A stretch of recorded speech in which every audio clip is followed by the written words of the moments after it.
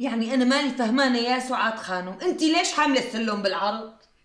أنا اللي حاملة السلم بالعرض ولا أنت حبيبتي؟ يعني شو على إذا تأجلوا العرس كم يوم؟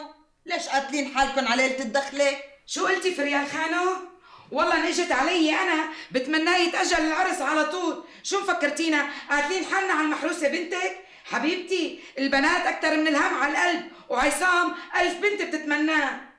هيك لكن يلا يلا اظهري على حقيقتك سعاد خانم وطالعي الغل اللي مخبيتيه جواتك من زمان. سمعاني مزكي سمعاني؟ اخذوا الشيطان يا جماعة، طولوا بالكم، مو حلوة تتخانقوا بعد ما صرتوا نساية. ولك يا أمزكي فهميها من ناسبه. شو الله مفتكرتينا بلا قصر؟ ولا رميت بنتي عليكي وبست ايدك وشه قفل لحتى تاخذيها لابنك؟ لا حبيبتي لا، فتحي عينك هالقدا، نحن اولاد اصول وبنتي قلب مين بيتمنى صرمايتها.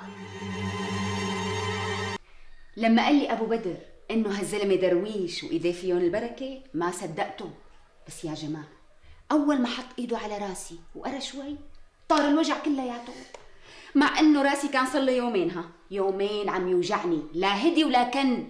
يوه، قل اعوذ برب الفلق، ليكون هالزلمه مخاوي. لك لا ام زكي، شو مخاوي؟ عم قل لك مبروك.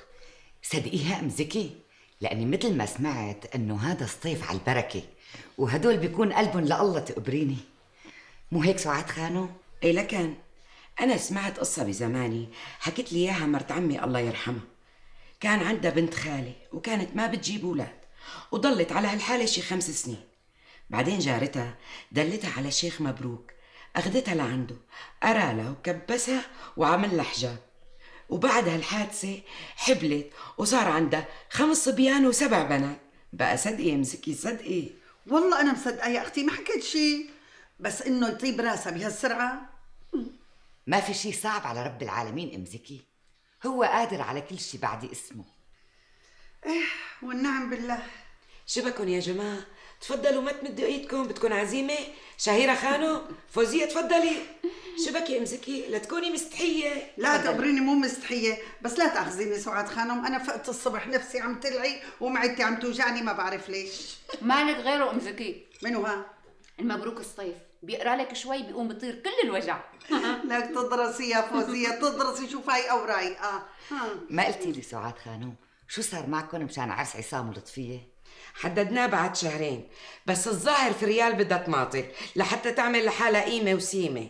لا سعاد خانم، اختي فريال، والله مو قصدها هيك بنوب، انت دايما عم تظلميها. لكن شو قصدها؟ بدها تخيط غير روب العرس مدري كم بدلة وكله ب2 شهرين. روب العرس لحاله بده تفصيل أكتر من 2 شهرين. غلطانة أنا شي شهيرة خانو؟ حاشاكي من الغلط سعاد خانو، كلامك صحيح، لكن معقولة فريال تخيط كل جهاز بنتها على ايدها؟ هو صحيح خياطتها متقنة وتفصيلتها بتاخد العقل، بس ما رح تلحق كل هالجهاز ل2 شهرين. لا وشو راسها وألف سيف، ما حدا بيمد ايده على جهاز بنتها. وشو بتسموا هاي؟ مهيصة ولا مو مهيصة؟